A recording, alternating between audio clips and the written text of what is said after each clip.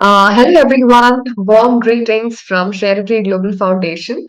My name is Shruti and I'm from Bangalore, India, and a trainer and a coach at sharEvery Global Foundation. Today, I feel very honored to be with such premium people who are leading the educational organizations and a lot of things to learn, a lot of things to gain knowledge from. And today we have one such person who is going to help across to understand about the educational institutions. And I would like to invite Coach Tula Richards to share the knowledge in terms of climate and culture. That is the topic for today. So I'm looking forward to you, ma'am, and over to you. Thank you, Coach Shruti, for having me here. Thank you, everyone. Good evening to those of you who are in India. If you are on my side of the world, good morning to you. Um, I want to thank as well Coach Rambabu for having me here as well, and Coach Edward Gordon. Some of you may or may not be aware of this little secret, but I was Coach Edward Gordon and the Gordon Leadership Foundation's first ever student. Um, and I'm so excited to have lived that life and been coached by Coach Edward while I was an assistant principal and a principal, and now be able in turn to come and give back in this way and work directly with the foundation. So thank you so much for that. Just a quick note about myself. I spent the past 20 years in education, where I worked as an English reading and speech and presentation teacher. And I also, as I just mentioned, worked as an assistant principal and a principal. And so I'm excited to be here with you today. Today, as you know, I'm going to be talking a lot about building a strong school culture and climate. So I'm going to delve right in. So here we go.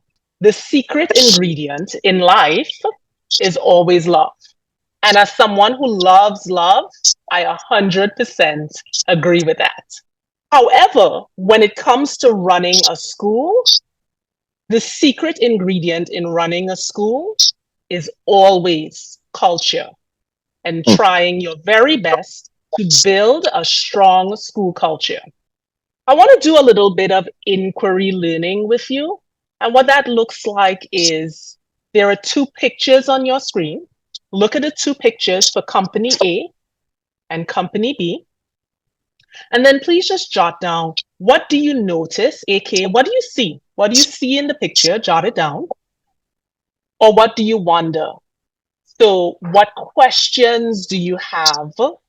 What are you thinking as you watch those two pictures on the screen? There are no wrong answers here. So please feel free to jot down any and everything that sort of comes to your mind. I'll give you 60 seconds on it. What I encourage you to do is look at the pictures, jot down the first couple things, and then go back again, look at it again, and try to think a little bit more deeply about it. Okay. All right, Coach Vandekar, start us off. What do you notice or what do you wonder? So in the first picture of company A, I think he may be the team leader or he may be the boss, right?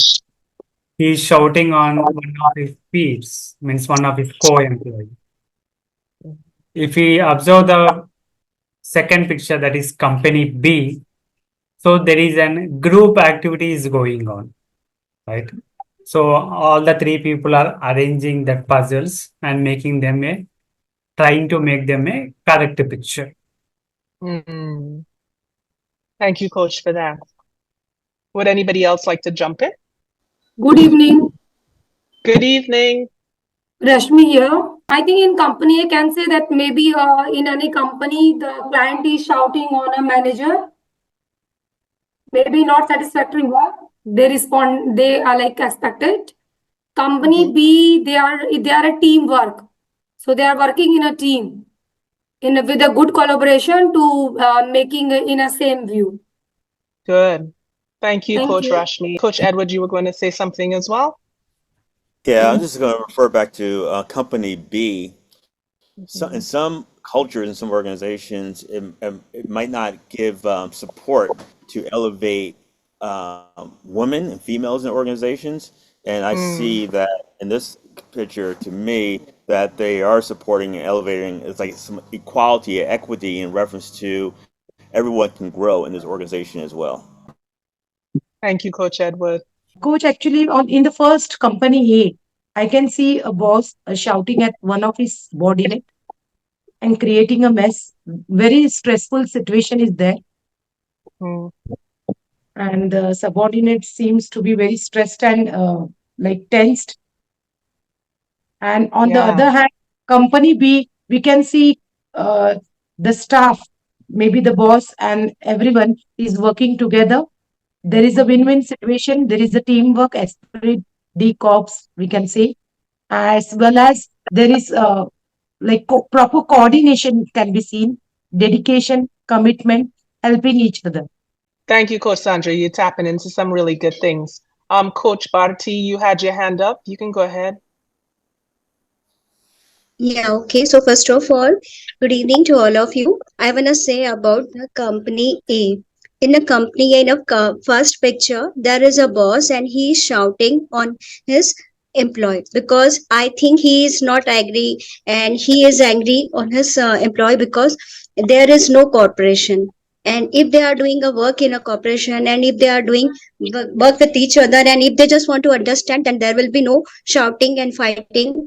The work will be done in a satisfied way. But the thing is here, if I'm not talking about the company B, in a company B, there are the boss and the other employees, they are also doing a work. But with excitement, with enjoyment, they are also happy with their boss and the boss is also happy with their employees. So in this way, we can say that if we do any kind of a work, if the group leader is there and if the teamwork is there, then definitely we can do every kinds of a work. If the work is difficult or if the work is easy, it doesn't matter. But if you do in a teamwork, then definitely we can do every kinds of tasks in our life. Thank you so much. You're tapping into some really good things, Coach. I'll take Coach Sangeeta and then we'll move to the next three. Uh, Coach Tula, I felt that it's not the boss is yelling. I think since it's like a reception area, the customer might be yelling at the people who are sitting in the front desk. That's what I felt like. So the second Okay. one is, as people said it, there is a group cooperations, there's a teamwork, and they're feeling very happy, and they're given equal opportunity for the lady here. So that's all from my side. Thank you. The first is what is being conveyed about what people believe or place value on in each of these companies. Now, don't think too hard. Some of you already tapped into some of this, but let's articulate that right now. What is being conveyed about what people believe or place value on in each of these companies? So I think the first picture speaks a lot in the sense like it's more about aggression coming on, whether it's coming in the sense of a feedback or whether it's job not being done or up to the mark or expectation. So it comes on with a very closed communication wherein you do not have a choice to voice your opinion at all. So that's a very unapproachable space. The second space, company B, of course, it contributes a lot towards the well-being of the employees, which means that they are emotionally and mentally at a good space because they are working with a lot of passion and they are in favor of teamwork.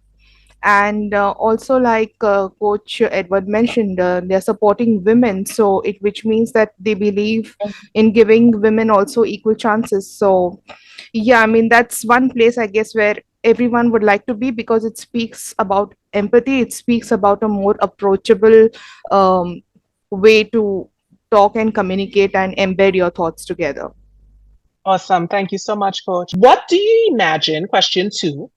So let's get into like as though we were movie directors and we were directing the play. And what do you imagine could have happened moments before each of these scenes took place? So we're watching the scene here in front of us. What do you think might have happened just a moment before the scene took place? So think of it like a play.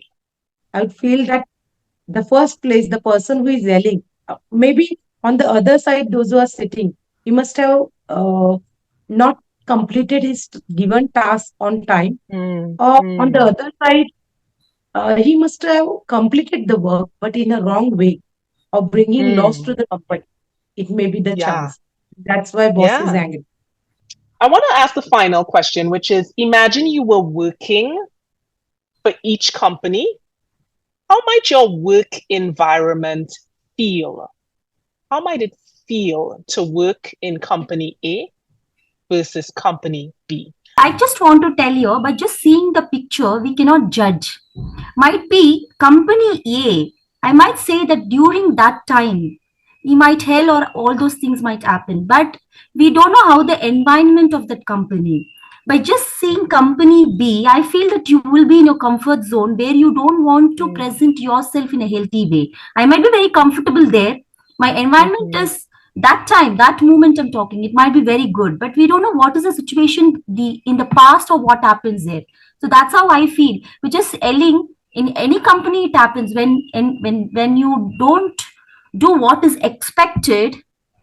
That moment people hell or all those things happens, but it doesn't mean that the company totally itself is wrong.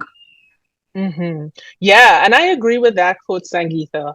And I think like when we think about each of the companies, just kind of sort of feeling it out in the moment. If this was the original, like every time in the company, the picture that we see happens, how would it make you feel? Coach Sangeeta, thank you for sharing your thoughts. Shruti here.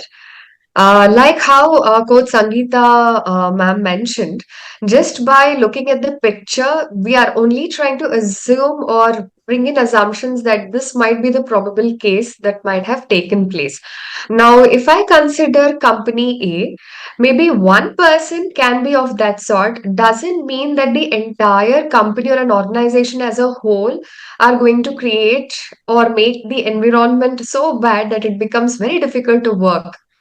And Mhm, from the picture A, what I can depict is obviously we don't want to feel lowered, or we don't want to be in a situation where, our working ethics is questioned, because we can see the emotion of the person who is sitting and when the yelling is going on, right? There's a mhm, sad emotion. So we don't want to be in that situation, isn't it? We all want to be valued. We all want to be in a place where we are respected. And I believe that there is no point sticking in a place where we are not valued and respected. That is point number one. And company B, what I can, if I want to drive my imagination crazy, then I would say that even before the team started to work as a team, there would have been a proper delegation of the task which is given by the leader, wherein the leader sits across with the team members, has a healthy conversation, trying to take in their inputs, their suggestions as well, which makes them feel that yes, their points are valued, their suggestions are also given the right place. And that is when there's a synergy created, and that is when people are also ready to put in and give their 100%. So it's about values and respect that I can see in company A and B.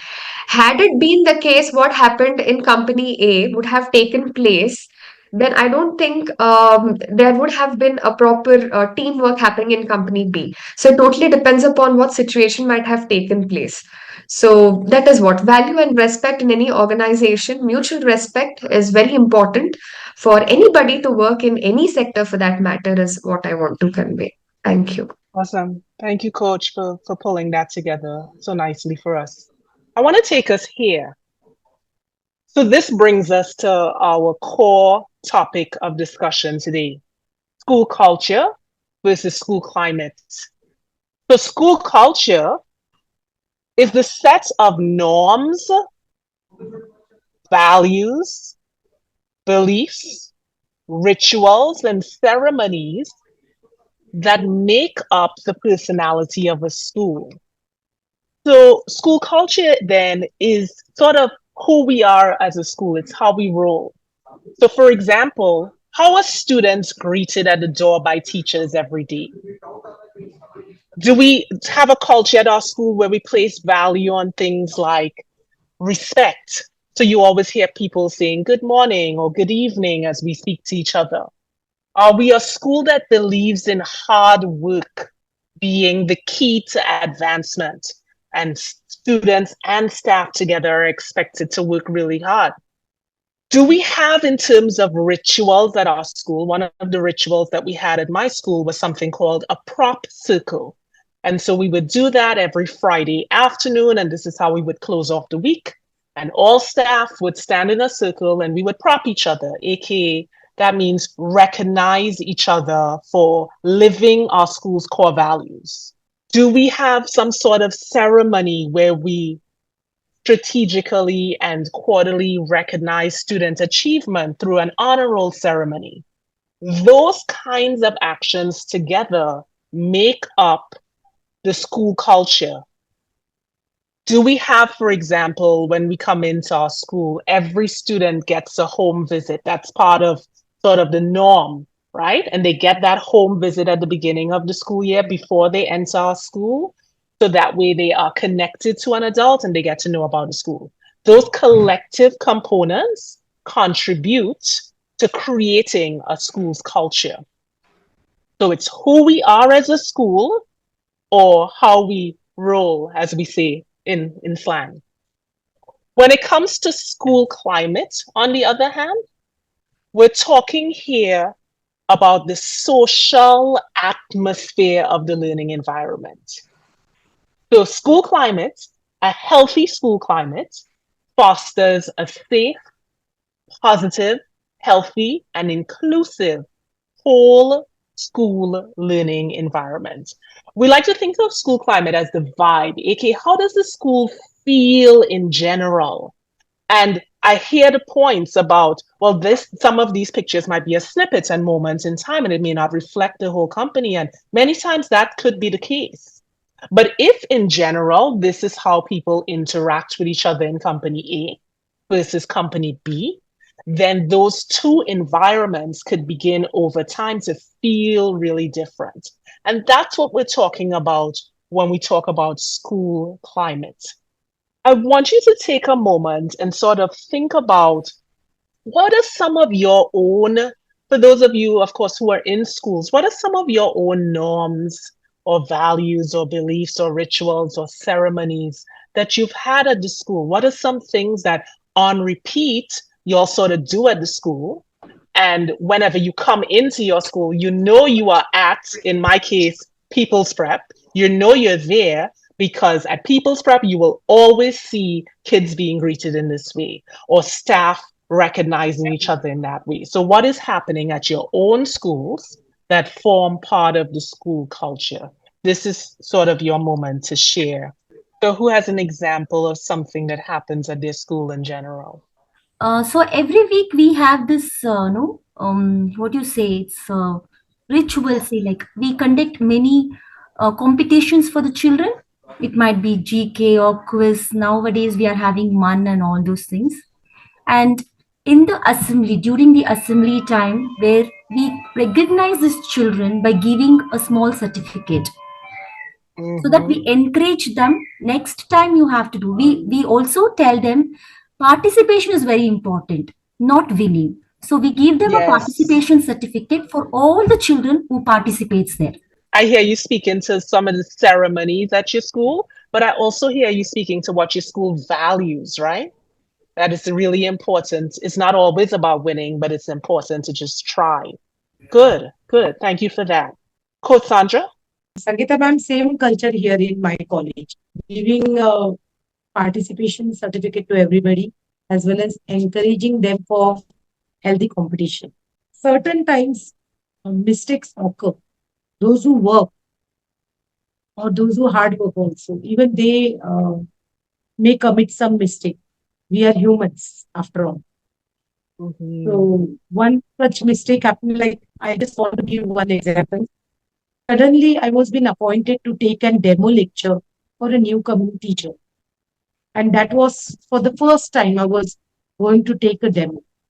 And the teacher was so scared that within 10 minutes, she left the class, came out, met me, said sorry, and was crying. I told ma'am, we are outside the class. Just let me handle the class, don't cry. And then I spoke to all the students, and one old teacher who was already working with the college.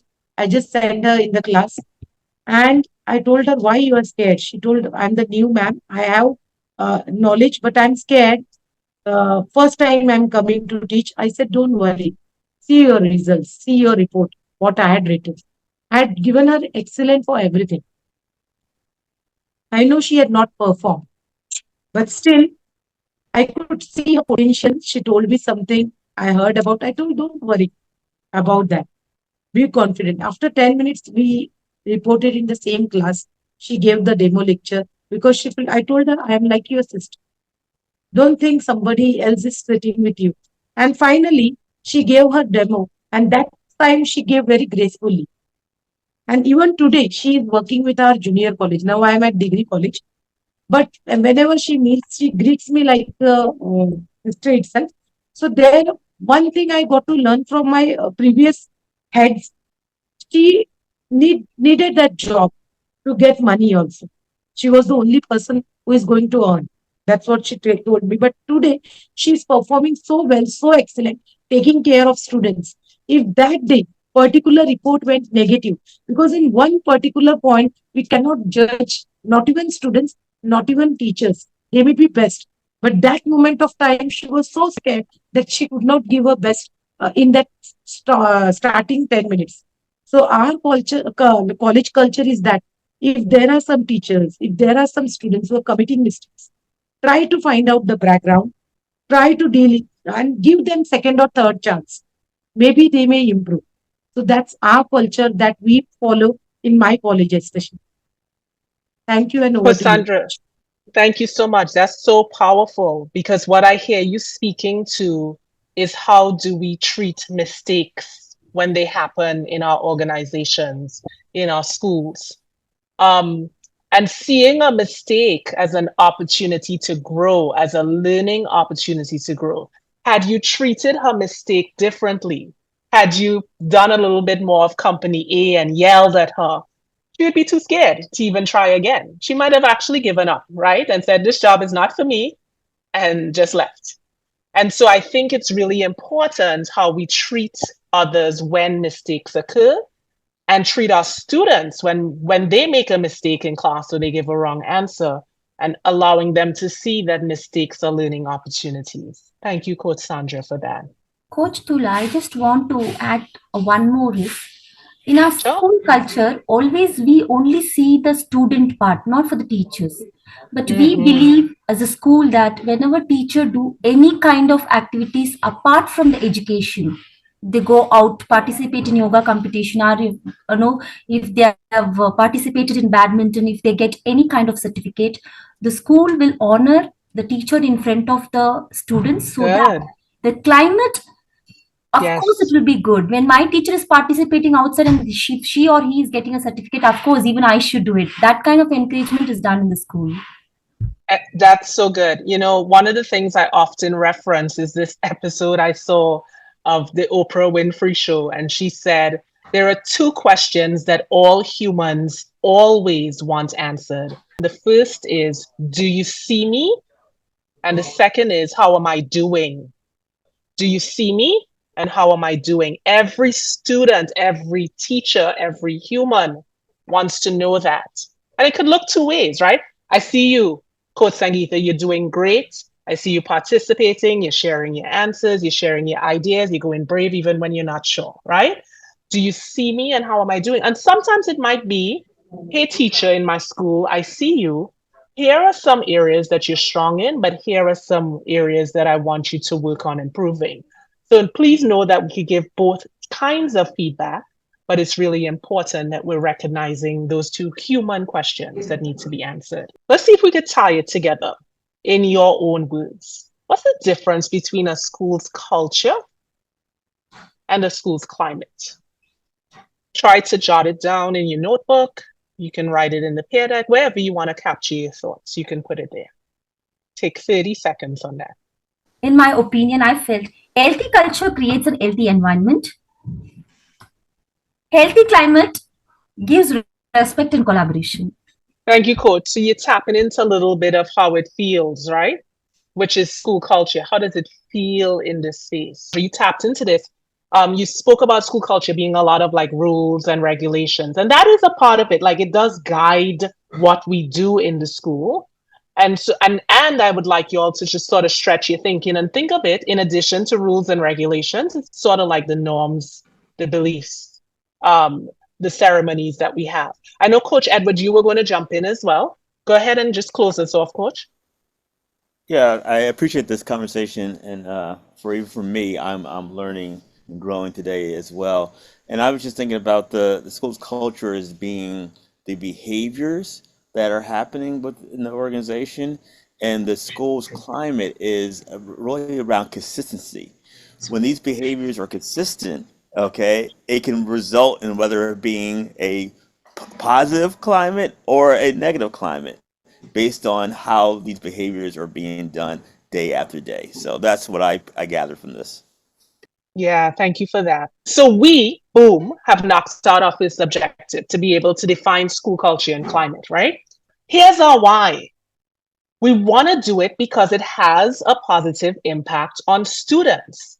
And here's what it does. It improves their academic achievement. At the end of the day, we are a school, we exist to educate our students. However, the secret sauce, the foundation, secret base of it all to make that academic achievement happen is that we have to intentionally create a strong school culture. The second impact it has for students is that it enhances their social emotional well-being. When we have a strong school culture, when we are recognizing our students and celebrating their successes, when we are minimizing things like bullying in our schools, then the social emotional well-being of each of our students will be much improved. And then if students feel good at school because we've been so intentional about creating this culture and climate, they're going to come to school. They're going to want to come. They want to be a part of this space. And think of us as humans. That's something we all experience, right?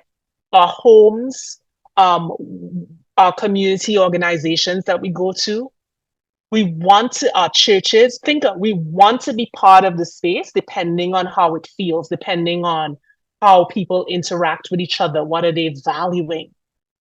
And so students will want to come to school. So it'll ultimately reduce absenteeism and it will reduce dropout rates. That's our why for our students. Let's talk about our why for our staff.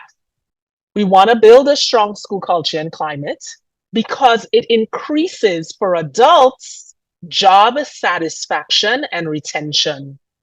People feel happy at work. They feel fulfilled at work. They feel like they have a purpose here. They feel like we see them and we tell them how they are doing. They feel satisfied at the job and they want to stay. And then also when we foster this intentional school culture, this intentional positive school culture and climate, it will promote collaboration and professional growth. People will want to work together and share ideas with each other. It's not like a only I could be successful at this job kind of feel, but it's like, ooh, I had this success with my group of students. Let me share with you what I did so that you could try it out too. It was really cool. Or let me run this professional development for you as a teacher in the school. Let me run this professional development of how I implemented conferences with my students. And now, because I've given them this in the moment feedback, they're so much stronger at their work. And then, of course, when we're so intentional about building that positive school culture and climate, it creates a supportive and motivating work environment. Everybody wants to be in a place where they feel happy and they feel like they can advance. That's our why for adults. What are some other reasons you can add to the list about why it is so important to be intentional about building a strong school culture and climate? We'll just take like one here.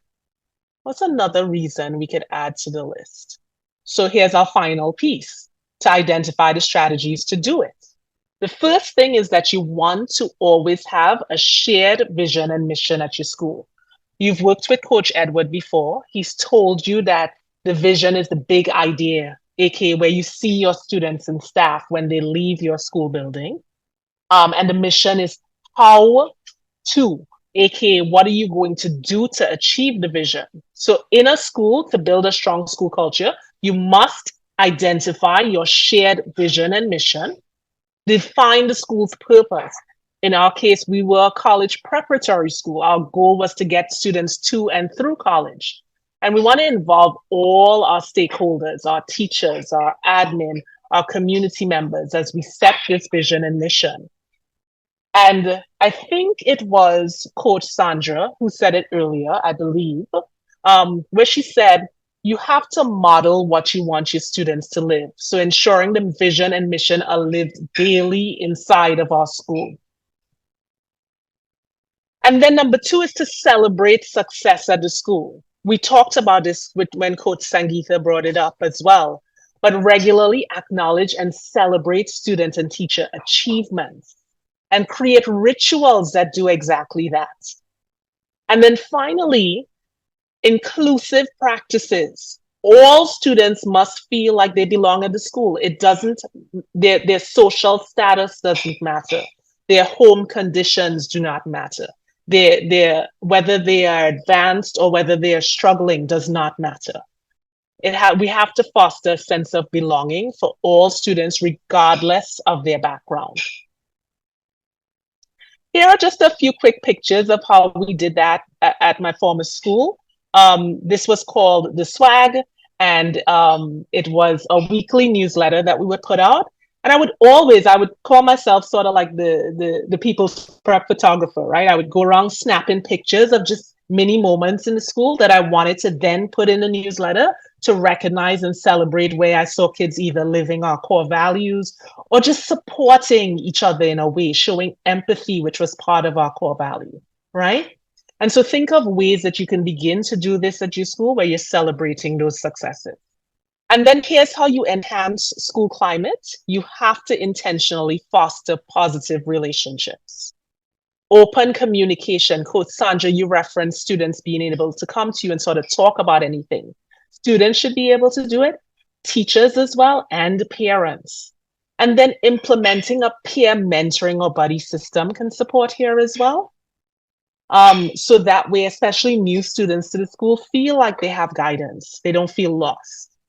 And then ensuring safety and well-being is important. And we're not talking physical safety at your school only, but mental and emotional well at our schools. And then promoting student voice. And this one is big, right? Involve students at your school in the decision-making process. Create platforms for them to share their opinions and ideas. This was Black History Month, which we celebrate in February. And this was a Be the Voice, we called it, student panel, where they came and they shared their own experiences with racism in their own communities, in other places. And they had an opportunity to sort of speak to the school community and share that. So these were some of our student leaders making that happen at our school. And then just a final note that if you are a leader in the school, so you're a principal and assistant principal, that you have to lead by example, that you have to empower your teachers as well. This is how you help shape the school culture, give them opportunities to apply their skill sets. And then you also have to build strong partnerships with parents and the broader community. All of those things are the ways that leadership helps to shape school culture and climate.